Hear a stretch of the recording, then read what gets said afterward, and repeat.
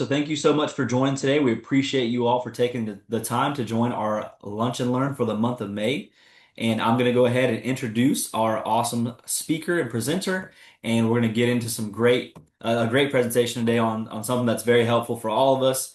And it's a topic that gets a little complicated. It has many different rules and what you can't do, and how much you can or can't make without messing up your benefits and things like that. But there is great ways to maximize all these different benefits and make sure you do it the right way. Today we're going to have Sarah do, I'm going to introduce her, and so she'll cover all that way better than I can. Do you think you can't work and receive benefits? Have you ever wondered how Social Security determines how much of a benefit you receive if you become disabled or if you retire?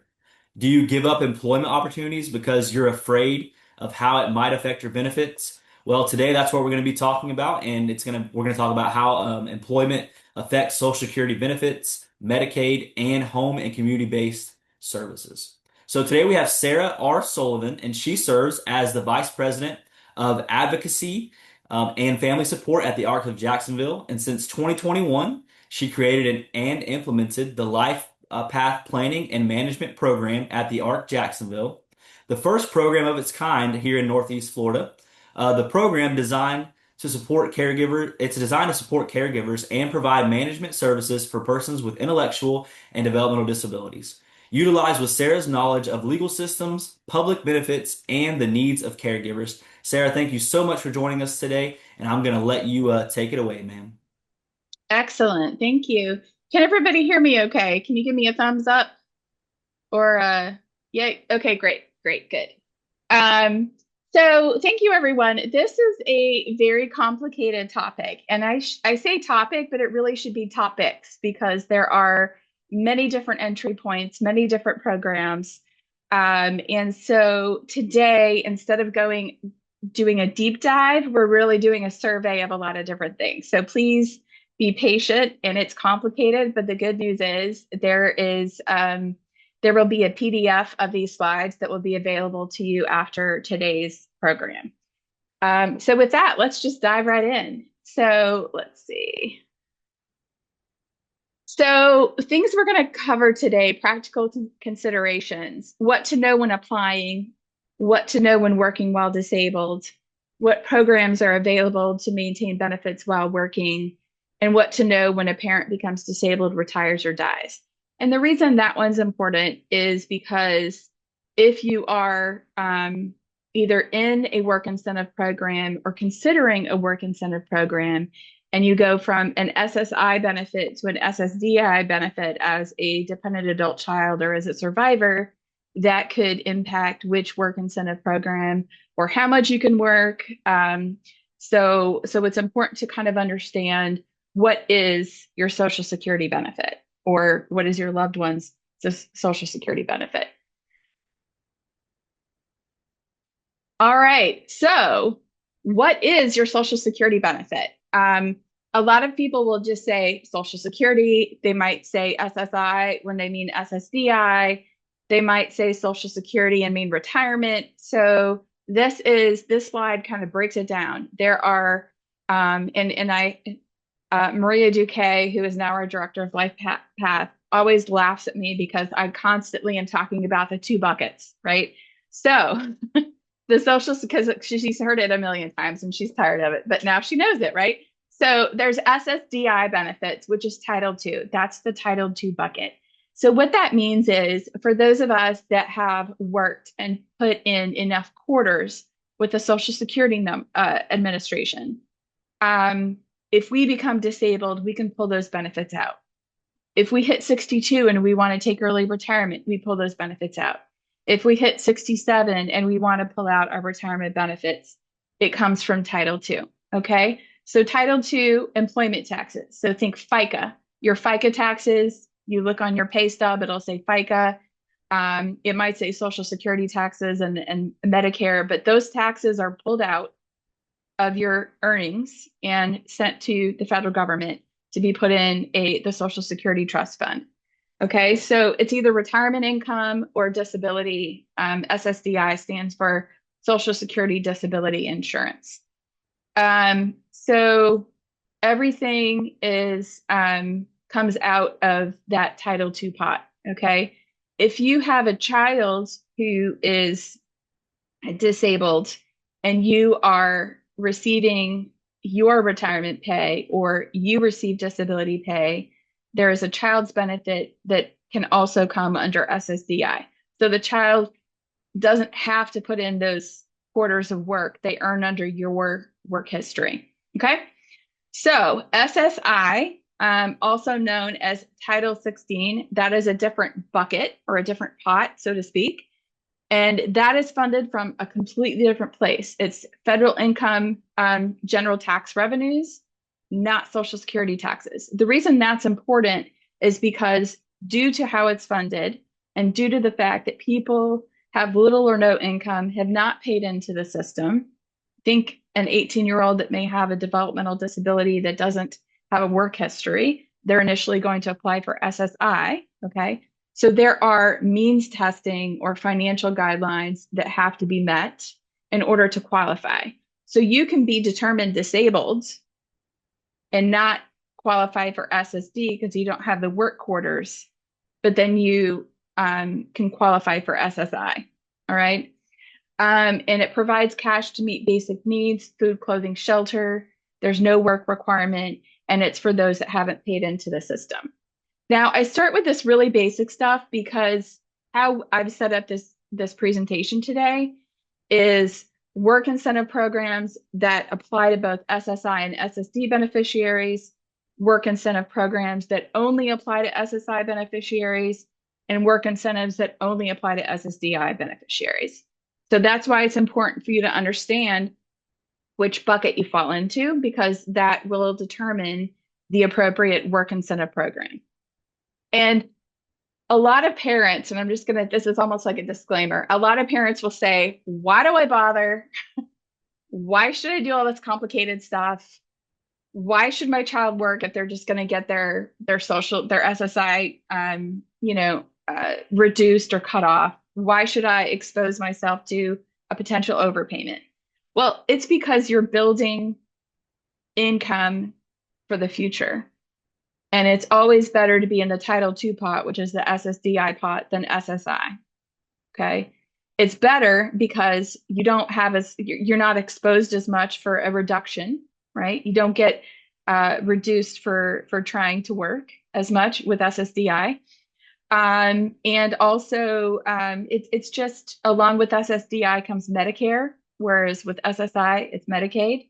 So there's a lot of benefits to being in the Title II pot or Title II bucket. So that's why. Okay. Also, if a child starts, I say child, I'm always thinking teenager in my head. But if you have a teenager with a disability that starts work early on and is able to work some, you require fewer quarters to get to the SSDI point.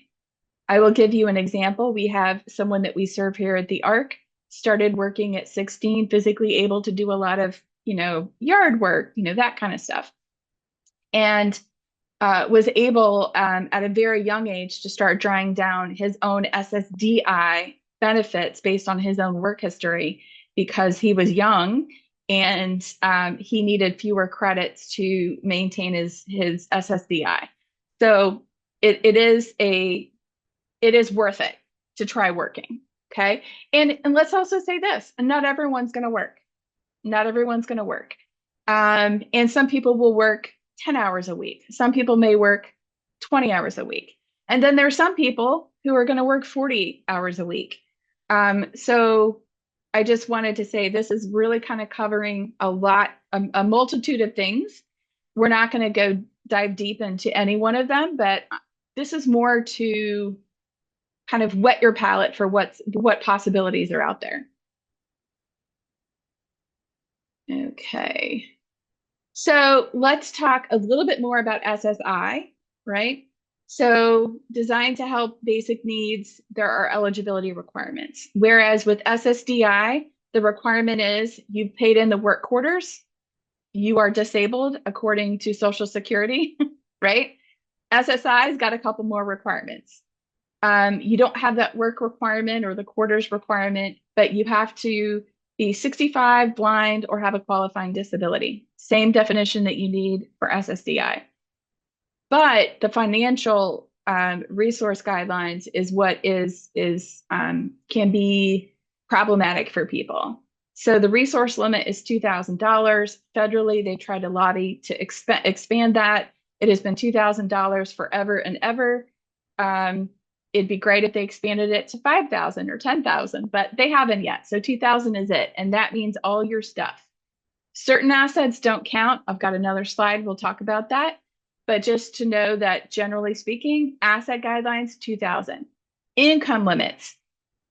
You cannot, it's called the federal benefit rate. Federal benefit rate for SSI is 994. If you're receiving SSI, the max you can get is 994. Okay. So, and payments are then reduced based on countable income, which can be earned income and unearned income.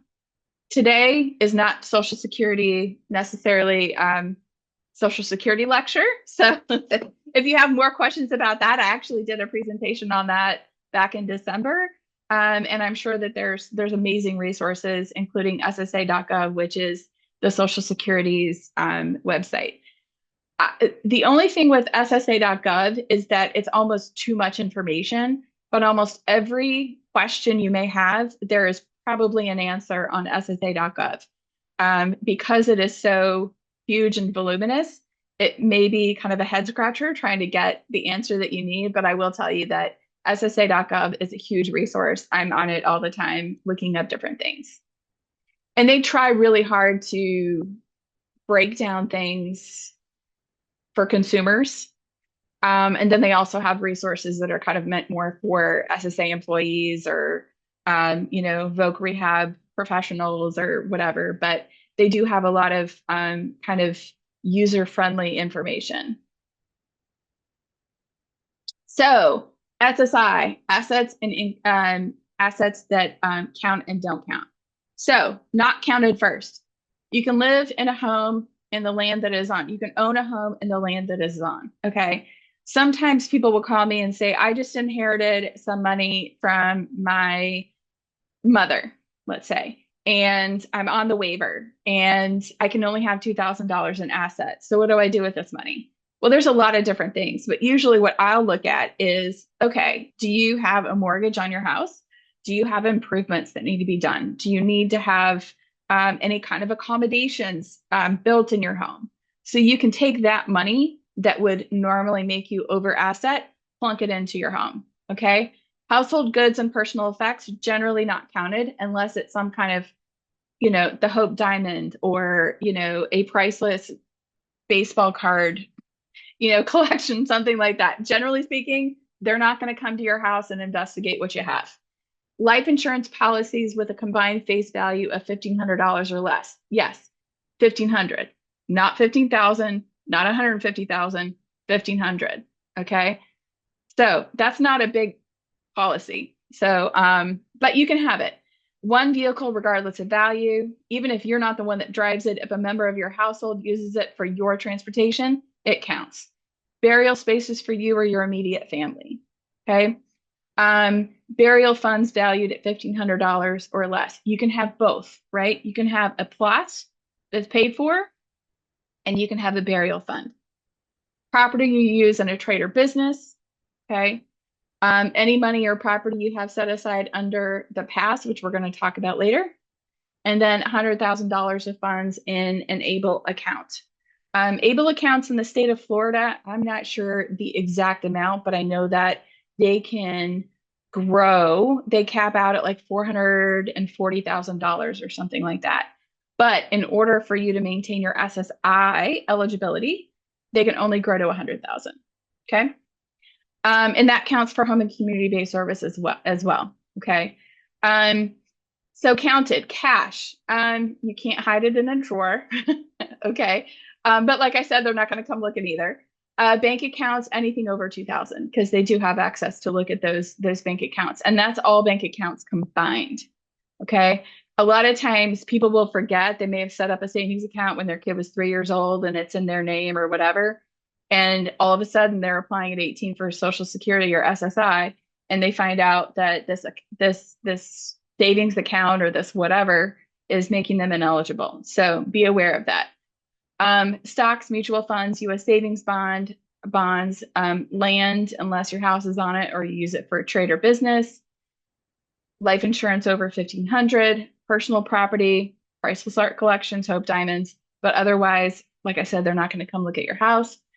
Any vehicle after the first vehicle, anything else you own which could be changed to cash and used for food or shelter, and then deemed assets. That really has to do with if a spouse is living with you. Okay, so for a lot, I would say 99% of the people that we serve, the deemed assets is not, as relevant.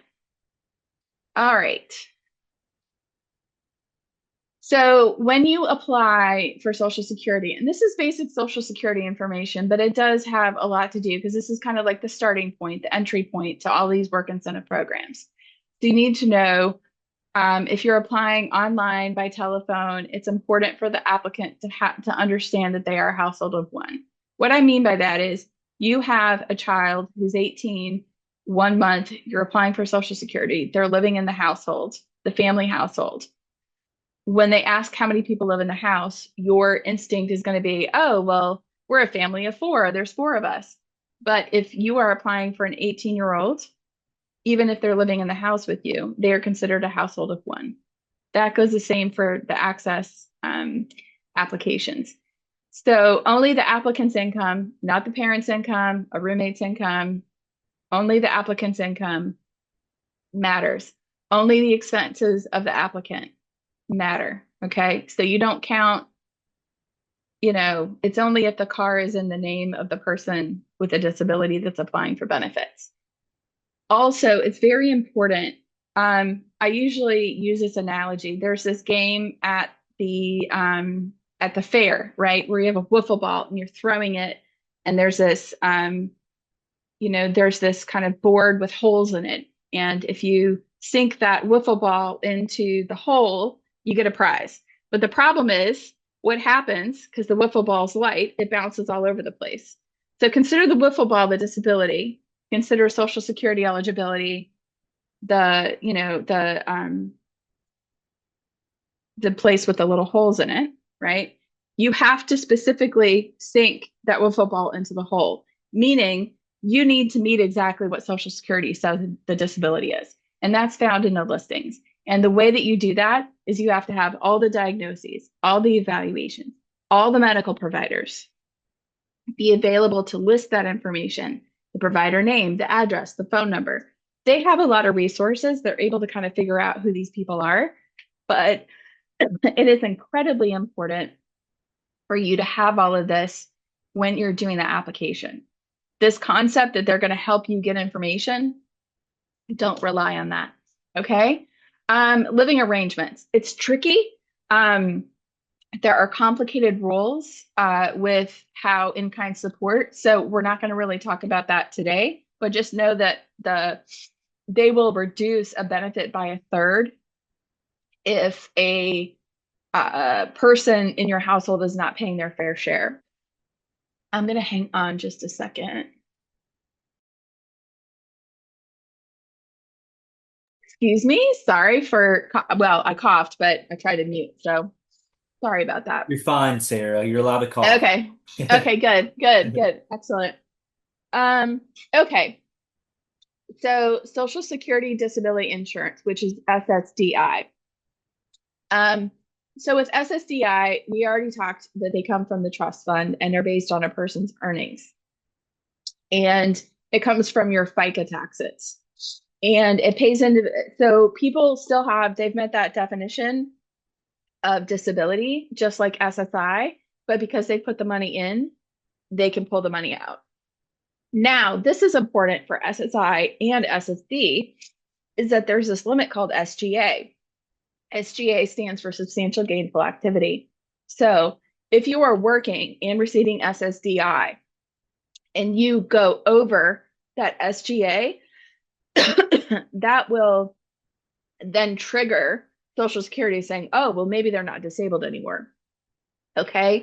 So it won't necessarily reduce your monthly income for SSDI like it would with SSI, But what it will do is it will trigger a trial work period, which could be problematic. It could end up in the termination of your benefits. So be aware of that. Okay.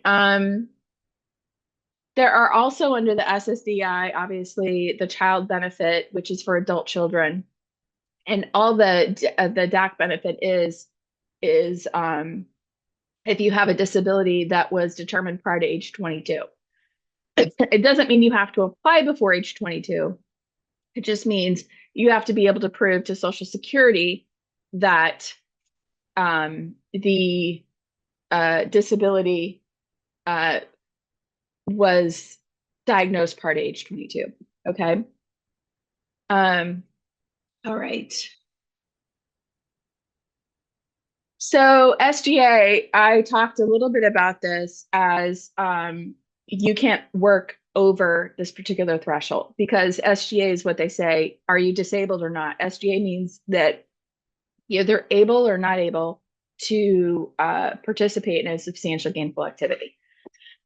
Every year it has a amount that changes slightly. For 2020 sets at 1690. It keeps on going, kind of inching up. It's not a significant increase usually. So, like I said, SGA is used to determine if a person has the capacity to work, and it does not affect the amount, it affects the eligibility. Okay. And it's completely different from having a benefit reduced, like, for example, SSI benefit reduced because of unearned income from a housing situation, or a reduction from earned income, $2 of earned income for $1 of SSI. SGA, completely different concept. People get them kind of conflated, confused. And so I'm telling you right now, SGA is over here, all those other things over here. And if you have someone that is working, it is important to stay kind of underneath that 1690 per month in order for them to maintain their disability benefits. So these are some examples of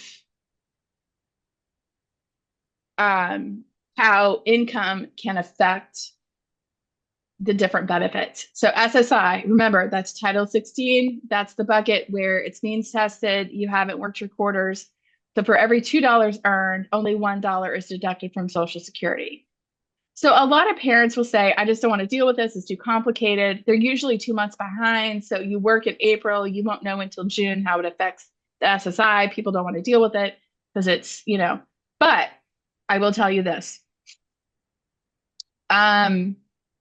It at the end of the day, because it's a 2-for-1, you actually end up with more at the end of the month. So I'm going to give you, this is a math problem. I'm not a math person, but hopefully this is simple enough, even I can understand it. Okay. So you also have this $65 earned income exclusion. So Social Security loves their formulas. Okay. So let's say Fred makes minimum wage, $14 per hour, works 10 hours per week. Fred receives $967 per month in SSI. So $600 earned income, okay, because it's 10 hours a week, $14 an hour, $20 general exclusion, $65 earned income exclusion. So that makes $515. So you divide that by two, right? Because it's a 2-for-1 exchange. That's $257.50. So you take his 967 minus the 257.50. SSA likes to round down. So his benefit for the month will be $709. But if you take $709 and you add the 600 that he earned from his work, he's actually going to get 1309. That's better, right? Than 967. So just so you have an idea, I have parents call and say, my kid gets a different benefit every month. I can't keep up with it. It's like so frustrating. Well, I feel you. But I will say that at the end of the day, if you look at it, even if the adult child is working and it's a 2-for-1, at the end of the month, you're still in a better place. Okay. So for SSDI, one credit is 1890. Okay. And that might, I have 2025 and I thought I updated this, so I'm sorry. So let me go and update it, make sure I have the right numbers. But each credit, you can earn up to 4 credits in a year. So you need a total, generally speaking, 40 work credits, and at least 20 earned in the last 10 years. Okay. I mentioned before that younger workers can qualify with fewer credits based on SSDI work credit requirements. I'm not going to go into it, but I will say that if you have a teenager and 16 to like 22, encourage them to work a little bit, even if it's 10, 15 hours and they're able to do it. And VR actually can kick in and vocational rehabilitation and support even minors, right, under the age of 18. So it's really worth it for you to kind of inquire. Okay. So now we get into the meat of everything. And we're 30 minutes in, so I'm gonna fly through this. So, work incentives. Social Security has several different programs that they actually want you to work, right? They don't want you to get a disability. They don't want you being on SSI. They really want you to work. Why do they want you to work? When you work, you pay those FICA taxes. The FICA taxes go into the trust fund. The trust fund goes to support you in your future, support other people in their future, you know. So obviously they want the FICA taxes because it's good for everybody. So the work incentives help beneficiaries explore employment. Um, it the work incentive programs also are kind of a bridge if you're going to go off benefits at some point. It's not like you're just filing off the benefit cliff, like one day you have it, one day you don't. It also allows deductions for extra disability costs. We're going to talk about IRWI later on today, which covers a lot of things that help people be out in the community. And then it also encourages work employment support services. So voc rehab, job coaching, training, all those kind of things.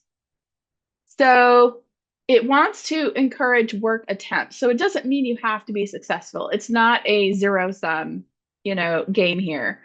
SSA incentives, they want people to try work without losing their income or their health care. So it also acknowledges that there are people that, but for having these disability expenses paid for, maybe not be able to go out into the workforce, but if they have some impairment related work expenses, which is the IRWI, they're able to be out in the community working. Also, there are ties to Medicare for healthcare continuity as well as Medicaid. So for example, I'm going to give, and we're going to talk about this later on. It's called 1619B. And basically what that means is, let's say you've got your 18-year-old gets on SSI. When that 18-year-old turns, let's say they turn 25, 26 years old, mom and dad, one of them is retired, and now they're going from SSI to SSD as a dependent adult child. Well, wait a minute, SSI gave you that Medicaid eligibility. And if you're not receiving at least $1 of SSI and now you're getting all SSD as a dependent adult child, oh my gosh, I'm going to lose my Medicaid. No. 1619B says if you were eligible through SSI for Medicaid, you keep that Medicaid eligibility. When they did the Medicaid, I don't know what they calling it, unbundling. I don't remember. They had some kind of magical name for it. But a couple years ago, when the pandemic was over, the federal government told the states, hey, you can go through all of your Medicaid rolls and kick off anybody that's not eligible anymore. And a bunch of people that had transitioned from SSI to SSD, so Medicaid to Medicare, they were supposed to be protected by 1619B, but for whatever reason, there were glitches in the system and they got kicked off. So those people had to affirmatively go and say, hey, no, I really should be eligible. And then they got re-enrolled in their Medicaid plan.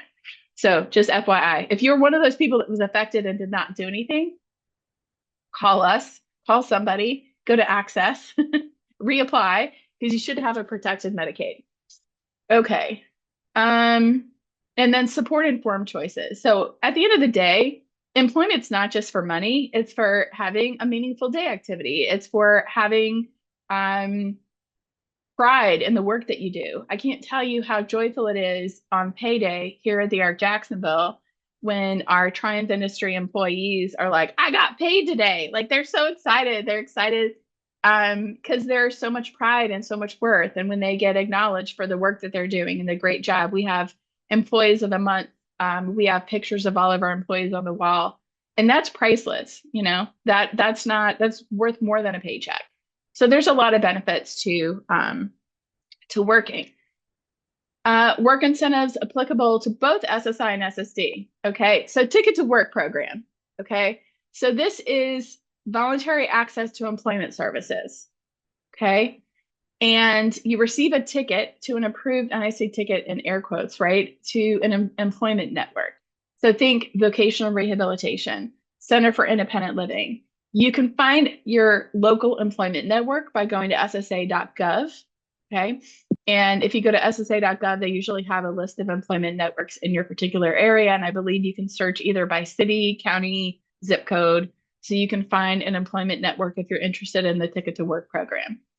Eligibility 18 to 64 years of age, SSDI or SSI. Okay. Um, and then it's really focused more on shorter term work related goals. Okay. You can combine it with other work incentive programs, but it is really this. I think I might want to work, but I'm not sure yet. I think I want to, I don't know if I can work full time. I don't know if I can work part time. Ticket to Work is great for that. Okay. Employment supports are paid for by the employment network or the state agency. And what's great about that is what it doesn't say is it doesn't cost anything to the beneficiary to try. So this is the try before you buy Ticket to Work program. Okay.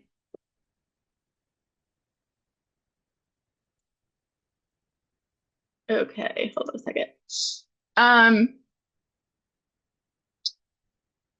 so SSA defers medical reviews during this participation, and that's significant because if you're working and they say, oh, you're working, you're not disabled anymore, they actually suspend the medical review. So some of you may have been through the medical review where they're like, look, still Social Security will reach out and say, you need to do a redetermination. We need to know if you're still disabled. Um, During this ticket, while you have a ticket, you don't, you're exempt from those medical reviews. Also, that they say flexibility and choice. It's about as flexible as the providers that are out there. And what I mean by that is if you're in a city that doesn't have a lot of employment networks or no employment networks or, voc rehabs, not all created equal. So there is flexibility and choice, but there's also kind of a shrinking availability of employment coaches and vocational rehabilitation programs that, work for everybody. So I'm not trying to slam anyone. I'm just saying there is flexibility and choice, but the choice is only what you have in front of you. And depending on where you live, those opportunities may be vast and they may be small. Also, Ticket to Work, you can use it with Pass and some other programs. So it's kind of, think of it as like your starting point. So basically, you look at who's eligible. How do you start? So you can call the Ticket to Work helpline or use the Choose Work Find Help tool, but this is not necessarily a program you don't apply at Social Security, right? This is you reach out to the employment network or VR agency. You can find those agency at SSA, but you don't apply or, get a referral or anything like that from Social Security. You start with the employment network or the VR agency. Okay. Then you come up with an individual work plan or an individualized plan for employment. And then you get hooked in with a job coach, placement, resume help, benefits counseling. Those are all things that the employment network is supposed to do. So the protections, you've got some protections with your, like I said, those reviews. They're deferred. And what's great is that the program is free, voluntary, providers can be changed. So if something's not working, you can change your provider. So the next program, I mentioned it before, is PASS. Now, plan to achieve self-support. Now, this is a form that you have to fill out that is provided by Social Security. And in the next slide or the next couple of slides, I'll highlight that for you. But it helps individuals set aside income for work-related expenses while preserving SSI benefits. Okay. It covers education, training tools, transportation, business startup costs, assistive technology. Think of this, a lot of families set up businesses. In fact, today I ate a breakfast cookie that was made by a person with a disability. I bought it at Happy Brew. Um, they support a lot of these kind of self-employed people. So let's say this person that was making this breakfast cookie, that was their business plan. So PASS would cover startup costs, assistive technology. Like let's say, for example, they wanted to come up with an invoice and, some kind of billing system, but they needed some assistive technology to do that. It could potentially help kind of cover that. When I say cover that, it's not going to pay for it, but it's not going to take, if you get help from that, like earned income or something like that, it won't count against your eligibility. Um, you can customize these plans, and the whole goal is looking at kind of the path to longer, more long-term employment without losing your benefits. So think of the ticket to work as getting your employment support from a person, right? And creating a plan. And the pass is more income and resource set asides. Okay. So they're two different things. They can work alongside each other, but they are two different programs through Social Security.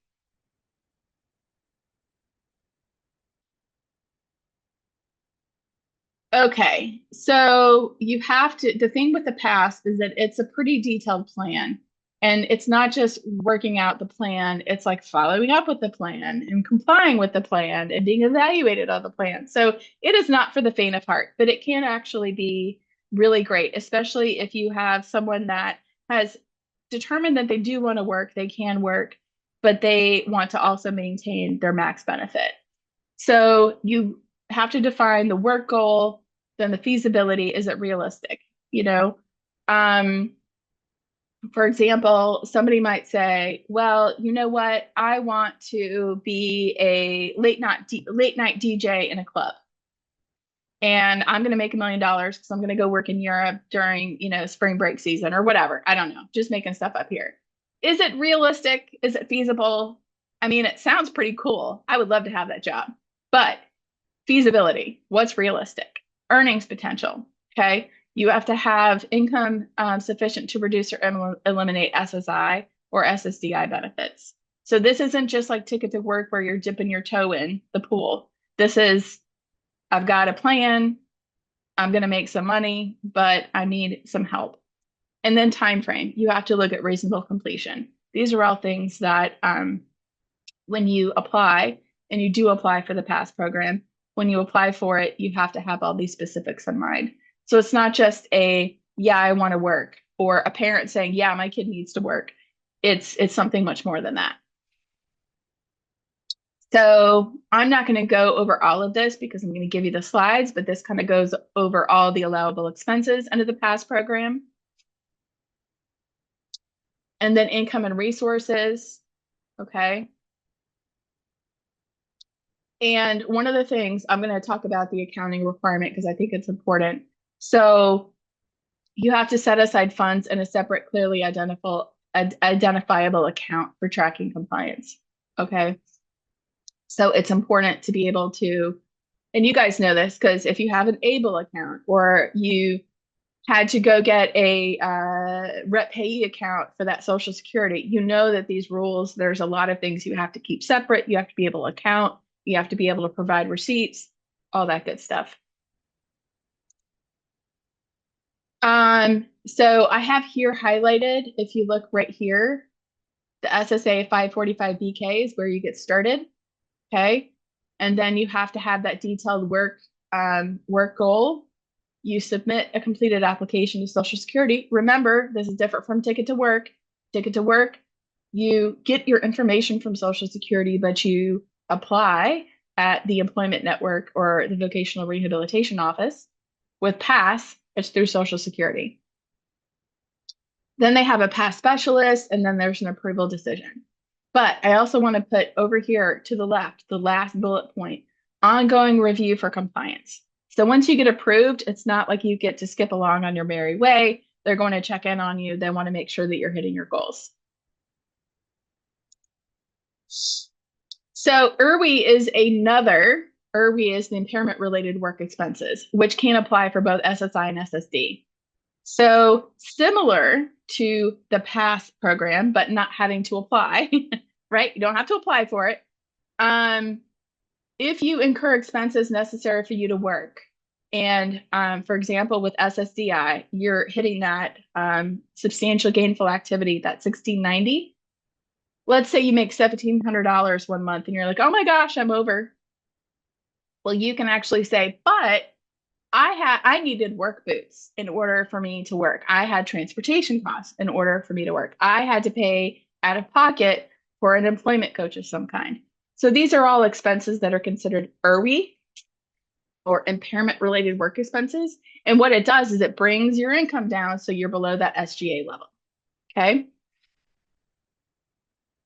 So here are some examples. I've kind of already said this, but supplies, devices, service animals, assistive technology, get creative, right? If you have a service animal and you need to do training, training could be covered. If you're feeding that service animal, which I hope you are, I think you could conceivably say dog food for IRWI would be a deducted expense. So just be creative with what it means.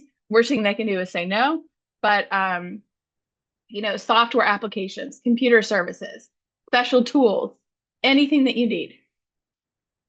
Medical services, counseling, doctor's visits, medications.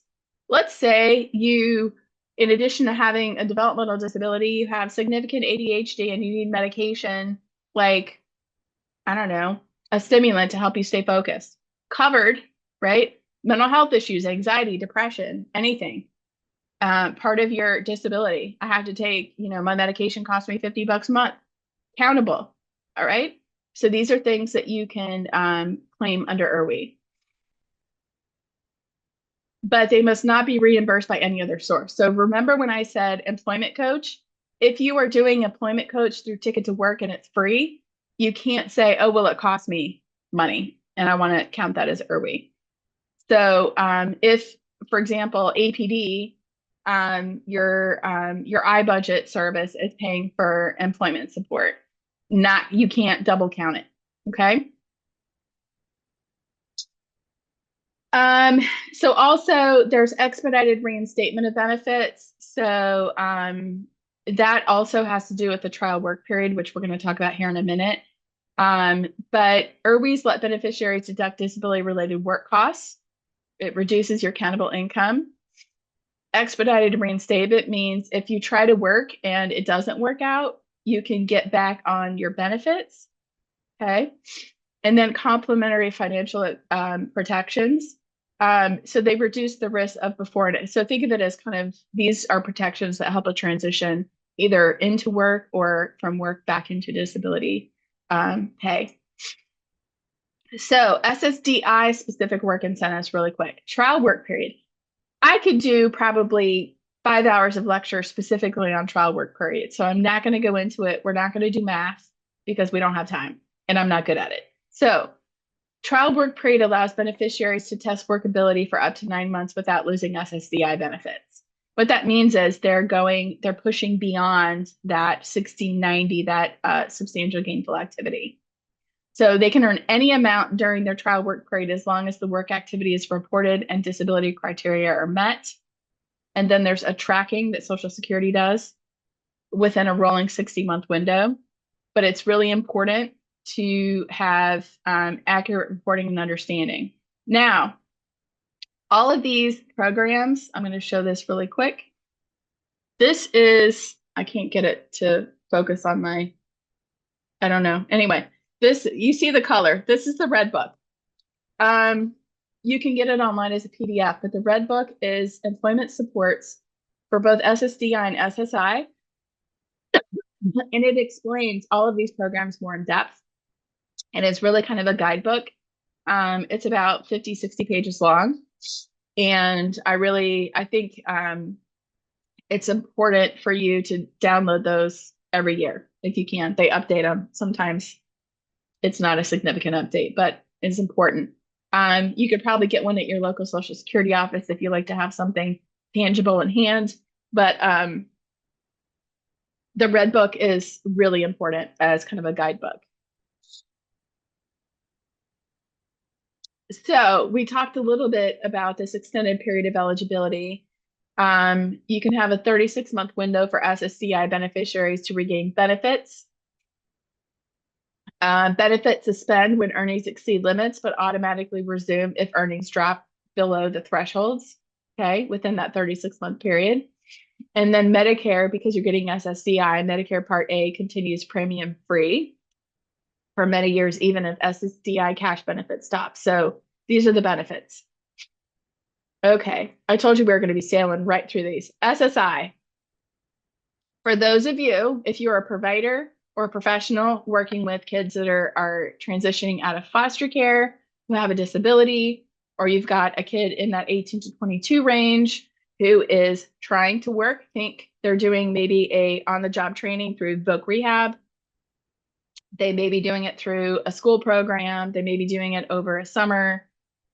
Understand, and they're getting either SSI or SSD. Well, SSI primarily. There's the student earned income exclusion. Now you have to be under 22. It excludes earned income while working. So you can be getting SSI and doing your on-the-job training. So let's say you're getting 15 bucks an hour, working 10, 15 hours a week. You don't get that reduction off of your SSI. And so it really reduces that SSI impact. Now, and just wanted to reiterate, this is only for young adults receiving SSI who are also working. You have to apply for it. It does not happen automatically. They don't look at all 18 to 22-year-olds and say, oh, they get the student earned income exclusion. There are requirements, okay? So you have to be a qualifying student. You have to apply for it. You have to look at the hours of work, all those different things, okay? And what's great about this is that, 18 to 22-year-olds, a lot of family members, caregivers are like, we want to try employment. We're not sure about it, but we want to try. This is a really great opportunity, only available to students under the age of 22. And we have talked about that benefits cliff that happens at age 22, where everything that's protected by the IDEA kind of falls away. This is kind of like a nice cushion, a nice bridge to adulthood after age 22. So who qualifies? 22 years of age and younger, eligible for SSI, wages or self-employment income from work, regular school attendance. So it just can't be any old 18 to 22-year-old. They have to be enrolled. Flexible settings accepted. Okay, so they're going to look at all of it. You don't have to be in like a public school or a private school. You can be in all different kinds of educational settings, but you have to be able to prove it too, right? And then if because of the disability, they're not regularly attending school, there could be exceptions made to that. So that's good as well. So this is where the Medicaid protections come in. So under 1619A, you can get SSI cash payments even when the earnings exceed normal limits if the disability criteria are met. And this section 1619A refers to federal law, okay? The 1619B Medicaid eligibility, we talked about that already. You once received Medicaid, you've now transitioned over to SSDI and now getting Medicare, you still maintain that Medicaid eligibility, okay? And then state level earnings thresholds. So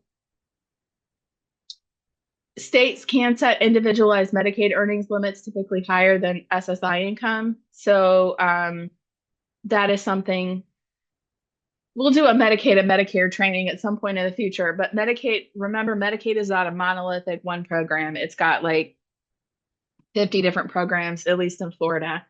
So there's some flexibility with the state level earnings thresholds. Okay, we're almost done, guys. All right, I'm good on time. I'm surprised because this is a lot of information. Yeah. So practical application and decision support. So here, this is a really important slide. Okay. So when you get your PDF, this is an important one. Um, it's kind of the different decision tree steps. So does the person receive SSI, SSDI, or both? So you need to review the program specific rules. Is it ticket to work? Is it pass? Is it student earned income? Is it 1619B? Is it IRWE? All the things we talked, trial work period. Okay. Is the person currently working? If so, you're looking at trial work period and earned income exclusions. Did the earnings approach or exceed limits?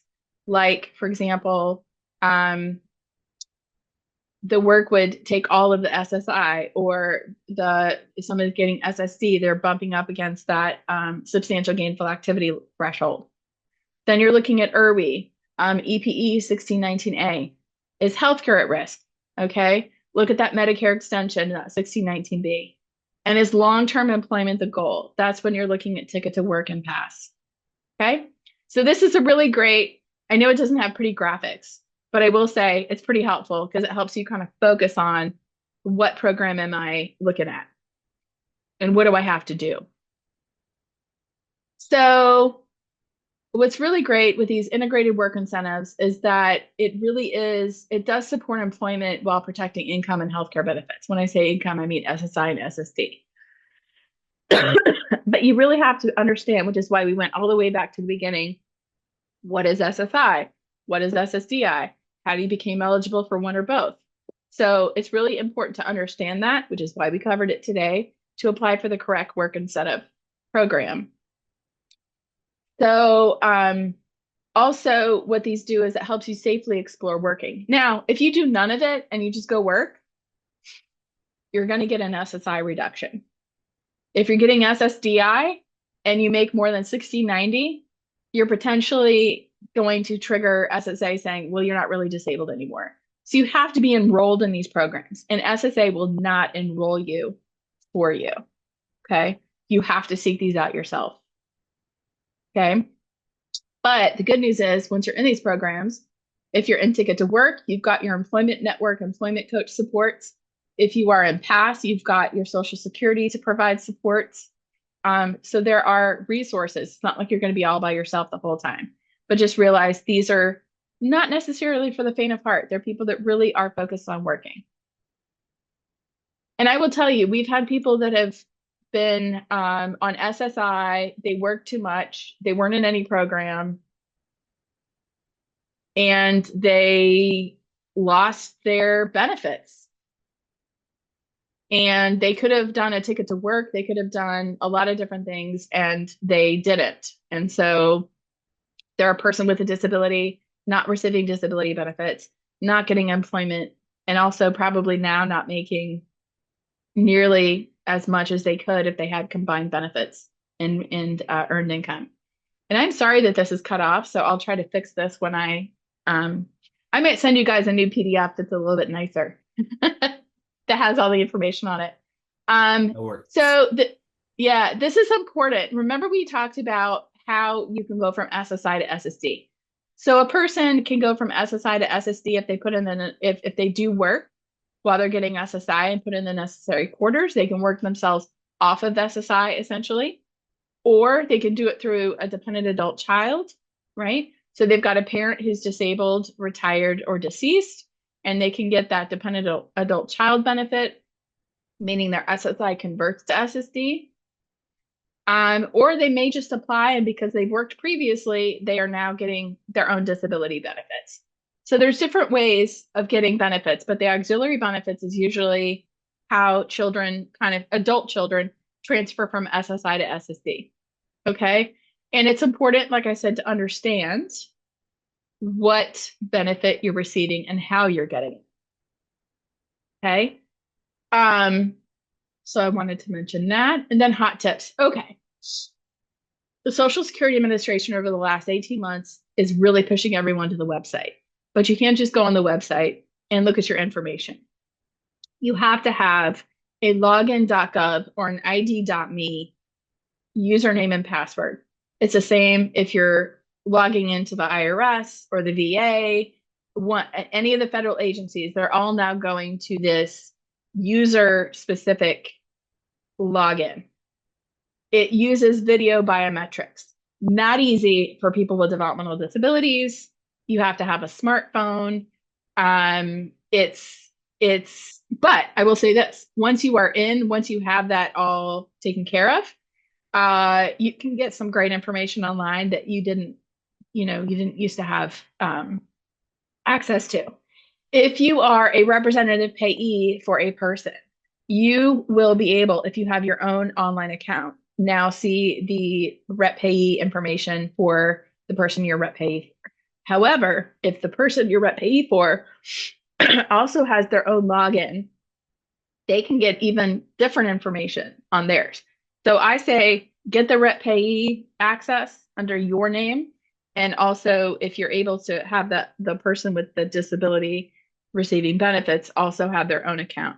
I think combined, you get the most amount of information that you can get.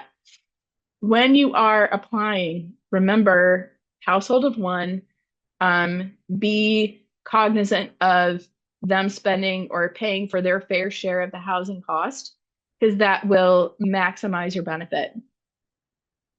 Realize that disability determinations are made by Florida's Office of Disability Determination Services, and then to Social Security or DCF for means testing.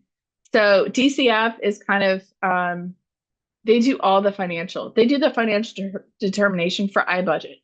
They do the financial determination for long-term care waiver. They do the financial determination for regular Medicaid, for family Medicaid, for Medicaid savings plans. They're the ones that do the finances. So it's important to understand that they're the agency that makes for all the other agencies and programs do the determinations.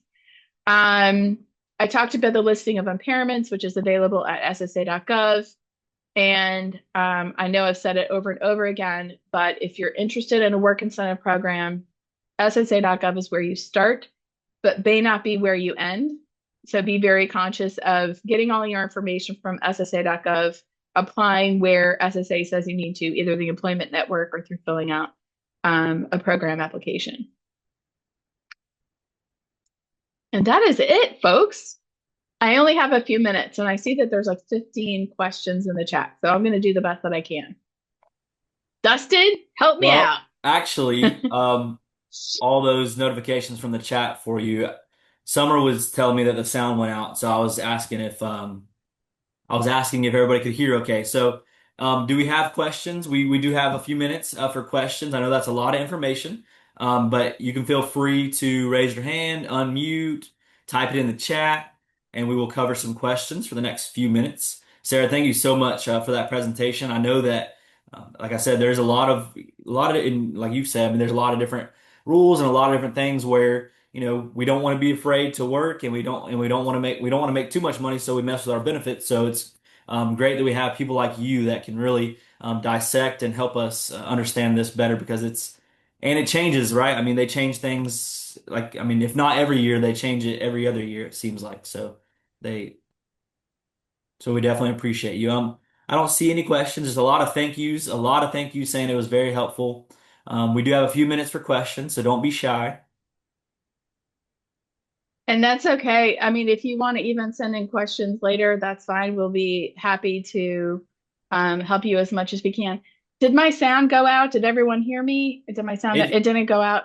Summer Okay. was traveling. She had her phone, so it could have been something like that. I made sure and Okay. asked everybody. I never Okay. lost sound with you, so but yeah, we appreciate you. We'll stay connected through email. So if anybody on this on the meeting right now, could internet access costs?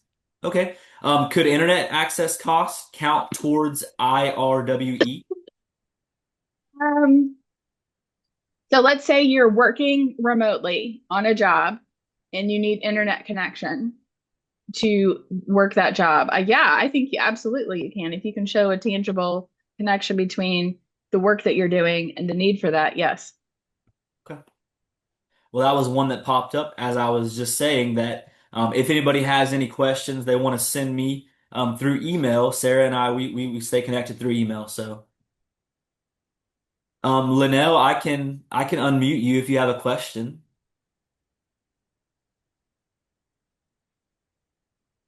Go find Miss Linnell. Let's see.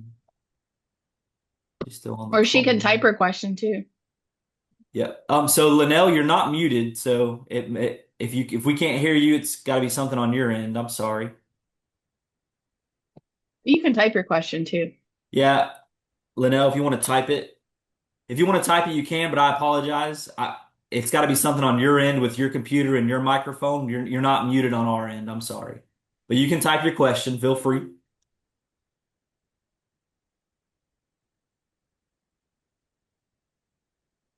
Uh, Oh, thank you, Christine. yes, Christine, that was a nice comment. Miss Linnell, when you do it through your phone, you have to give your phone like permission and access to use the microphone and the video. Um, so I do see that it's unmuted, but you probably haven't given your phone permission. Charles just asked, is the DAC amount for my son supposed to be 50% of my SEC payment, or can it be less? Um, so if generally speaking, for most people, it's 50%. If it's less, there's probably I would reach out and have make a phone appointment, or even a local appointment at your local office to find out why. But a lot of times, for example, if you've got um, a retired person, they're like the main wage earner for the family, have the largest retirement pay, and then maybe you have like your wife didn't earn as much, so she's going to get more from taking your portion, and then you have a disabled adult child. There is a maximum to what an entire family can get. So in those situations, and that there's a formula that they follow. And like I said, I hate math, but you could probably go to Social Security and kind of ask about. Um, you can look under survivor benefits or auxiliary benefits, is what they like to call it, auxiliary benefits, and it'll explain it. So, yes, it is possible to get less than 50%, but usually there's a reason for it. 50% is kind of the general standard, but there are exceptions, obviously, to every rule, and there's a formula that they follow to determine what that amount is. Okay. Thank you so much. And then Jennifer asked, to receive SSI, do you have to apply by a certain age? No. I will say most people that apply for a child that's a minor will get denied because the child is a minor and a dependent, they look at the entire family household income, and very few people are going to be eligible for that. However, um, in that situation, even if the child's living in the house at 18 years and 1 month, you can apply for SSI. But anytime during your life, you can apply for SSI. It's not like EPD where you have to have the disability before age 18 to be eligible. It's not anything like that. So at any point, you can apply for an SSI benefit. Now, for that child's benefit or dependent adult child benefit, the diagnosis has to be before age 22, but you can apply at any time. So, for example, let's say a parent didn't realize that there was this dependent adult child benefit, and the child's been living with them forever, and they're 35 years old, and the parent, finally retires and says, "Okay, now I want my 35-year-old to get their dependent adult child benefit." As long as that diagnosis is before age 22, it doesn't matter that they're applying at 35. I hope that made sense. All right. Thank you so much, Sarah. Yeah, so I just want to cover that, of course, just like always, tomorrow after we get our video edited, our meeting uploaded to our YouTube page, tomorrow we will send out the link to our YouTube page, resources from this meeting, the agenda, the PDF. So all the information from this meeting will be sent out to the attendees tomorrow, and we appreciate you all very, very much. So I don't see any more questions beyond that. Sarah, I really appreciate you taking the time, and I appreciate everybody on the call today for taking the time out of your lunch hour to join us. So if you didn't eat, Go get some food. I'm gonna go get my lunch now. Yeah, me too. I hope y'all Thank have you a great both Thank you, day. so much. everybody. Have a Thank you great so Yeah. week. much. Thank you, Linnell. We can hear you finally. Woohoo! Yeah. Yeah, figured it out. Thank you so very Okay. much, y'all. Of Bye. course. Thank Thanks. you.